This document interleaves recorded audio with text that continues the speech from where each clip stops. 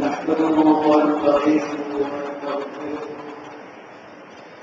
ونعوذ بالله من شرور انفسنا ومن سيئات اعمالنا من يهده الله فلا مضل له ومن يضلل فلا هادي له واشهد ان لا اله الا الله وحده لا شريك له واشهد ان محمدا عبده ورسوله صلى الله وسلم على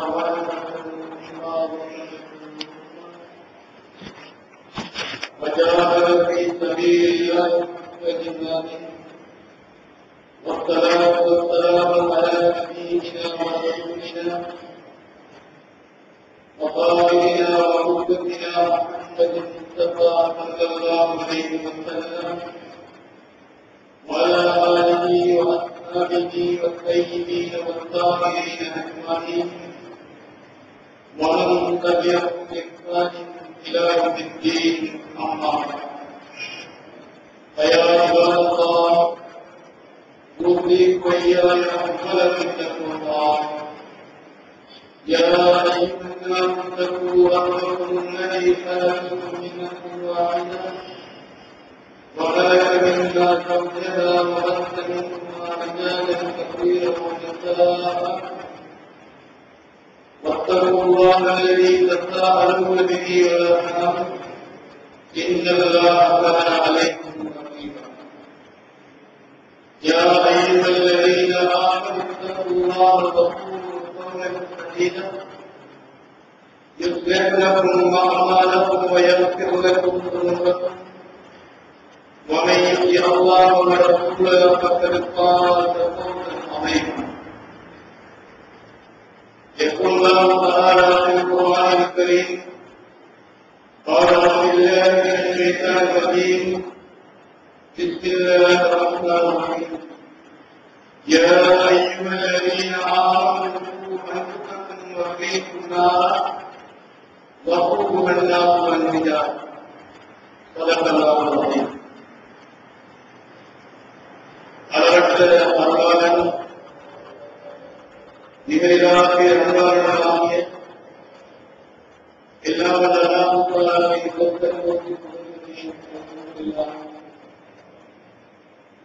அவன் தனித்தவன் தேவனேற்றன் மிக தூய்மையானவன் என தாக்கி அல்லாமத்தாலாவை தெரிவித்துடன் எங்கள் அனைவருக்கும் கைகள்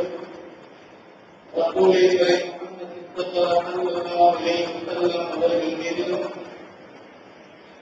அன்னாரின் குணத்தார்கள் கிளையார்கள் குரல்கள் அன்னார்கள் வழிபடி வாழும்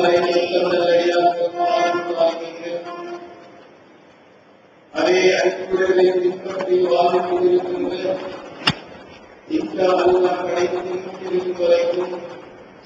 இந்த வண்டியை எழுதி வாழ்ந்த நண்பர்கள் மீது அல்லாஹ் காந்தியின் சமாதானம் என்றும் எப்பொழுதும் உண்டாவதாக அல்லாஹ் அலைகளில் புனிதமான அந்த இலக்கியத்தில் மனத்திற்கக்கூடிய கண்ணியமான குணமாகவே பெரியவர்களை வாழ்வதை இருப்பதாலே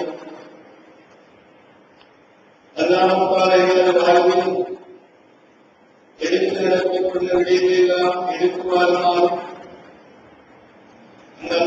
அல்லாஹ் தவிர்த்து விலகி நடத்தப்பட்ட பாவமான காரியங்களிலிருந்து தவிர்த்து விலகுவாருமாறும்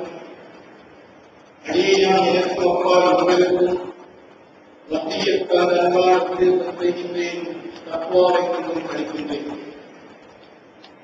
கண்ணியத்திற்கும் மதிப்புக்குரிய அல்லாஹ் நல்லடியார்களே அல்லாஹ் படைக்கப்பட்ட படைப்பினங்கள் மனிதன் என்ற படைப்பு அல்லாஹ் கிடைத்தமானதை மிகவும் விருப்பத்திற்குரியது இந்த படைப்பு பூமியில் நன்மைகளை வாழ வைத்து பாவங்களை கண்ணிலிருந்து அகற்றி அல்லாஹ் விரும்பும் மனிதர்களால் தங்களை மாற்றிக் கொள்வதற்காக அல்லாஹ் எங்களை இந்த பூமிக்கு இந்த அடிப்படையில் பூமியில் வாழாத நாடுகள் இந்த பூமி என்ற பந்துக்கு மேலால் பல்வேறு பிரச்சனைகளை தந்து கொண்டிருக்கிறோம். விலக்கியற்ற தன்மைகளை சந்தித்துக் கொண்டிருக்கிறோம். மனத்தோர்வுகளை சந்தித்துக் கொண்டிருக்கிறோம். நிம்மதியில்லாத வாழ்க்கை ஒன்றை நாங்கள் கண்டுகொண்டிருக்கிறோம். மனிதன் சுற்றித் திரியும் இந்த பூமிக்குள் சந்திக்கின்ற பலநூறு பிரச்சனைகளுக்கு அந்த மனிதன் நிம்மதி அடைவதற்கு ஒரு இடம் தேவைப்படுகிறது. மனிதனின் உள்ளத்துக்குள் இருக்கும் கவலைகளையும் அர்த்தங்களையும் துன்பங்களையும் துயரங்களையும் பிரச்சனைகளையும் மன உளைச்சல்களையும் நீக்கிக் கொள்வதற்கு மனிதனுக்கு நிம்மதி பெறக்கூடிய ஒரு இடம் தேவைப்படுகிறது. அந்த இடத்தையும் அல்லாஹ் தஆலா அடைத்து வைத்திருப்பதாக குர்ஆனில் இருக்கிறார். அந்த இடமே அதனால் குடும்பம் என்ற அந்த சுவர்க்கத்தின் நிறுவனமாகும். குடும்பம் என்பது அல்லாஹ் தஆலா தனது சொந்த கைப்பட அல்லாஹ் அமைத்த ஒரு நிறுவனமாக அல் குர்ஆனில் பல இடங்களில் பலபோது சொல்லியிருப்பதை நாங்கள் பார்க்கிறோம். கண்ணியத்திற்கும் மதிப்புக்கும் உரிய அல்லாஹ் தஆலாவை நல்லடியார்களே, மனிதன் நிம்மதி அடைவதற்கு கண்களுக்கான குளிர்ச்சியை பெற்றுக் கொள்வதற்கு மனிதன்